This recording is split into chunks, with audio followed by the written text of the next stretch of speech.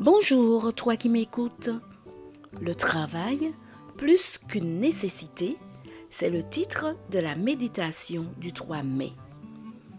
Il faut que je fasse, tandis qu'il est jour, les œuvres de celui qui m'a envoyé. La nuit vient où personne ne peut travailler.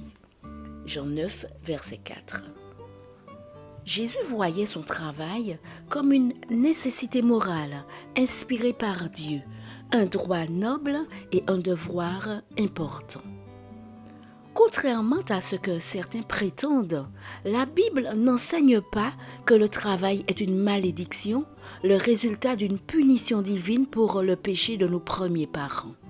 Au contraire, elle montre le travail comme faisant partie du projet idéal d'épanouissement de l'être humain et comme un instrument nécessaire à l'humanisation du monde et à la préservation de la nature.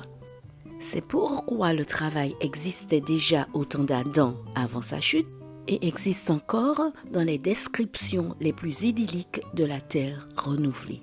Voir Ésaïe 2, verset 4 et Amos 9, verset 13. La malédiction de la transgression des lois de Dieu, dans Genèse 3, verset 17 à 19, n'est pas le travail, mais son caractère pénible, la souffrance qu'il entraîne parfois.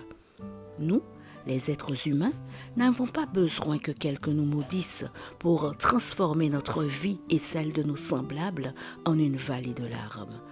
Nous sommes plus que suffisants pour transformer nos conditions de travail et celles des autres en un véritable enfer.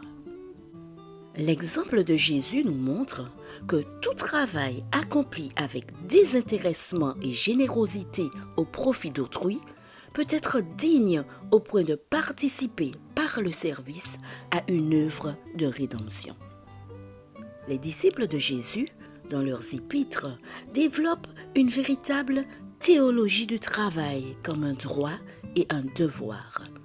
Si quelqu'un ne veut pas travailler, qu'il ne mange pas non plus, dit l'apôtre Paul dans 2 Thessaloniciens 3, verset 10.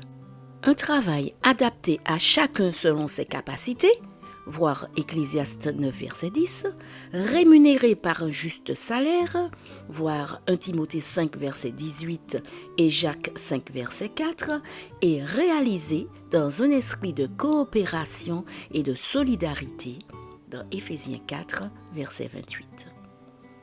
Paul insistera sur l'égalité radicale de tous les hommes devant Dieu, en mentionnant explicitement la division tristement classique entre employeurs et travailleurs. Il n'y a plus ni esclaves ni libres, car vous êtes tous un en Jésus-Christ. Galates 3, verset 28. Le Maître et ses disciples nous ont laissé un bel exemple pour l'exercice de nos tâches en vue d'un monde plus uni et meilleur. Ils nous ont appris à voir la grandeur de ceux qui placent le service au-dessus du profit. Des boulangers les plus inconnus qui se lèvent à l'aube pour préparer notre pain quotidien, aux travailleurs de la santé les plus anonymes qui risquent leur vie pour notre santé dans la dangereuse lutte contre la maladie. Seigneur, aujourd'hui, je souhaite travailler dans la gratitude pour le privilège que j'ai de pouvoir le faire avec joie. Amen. Bonne journée sous le regard de Dieu.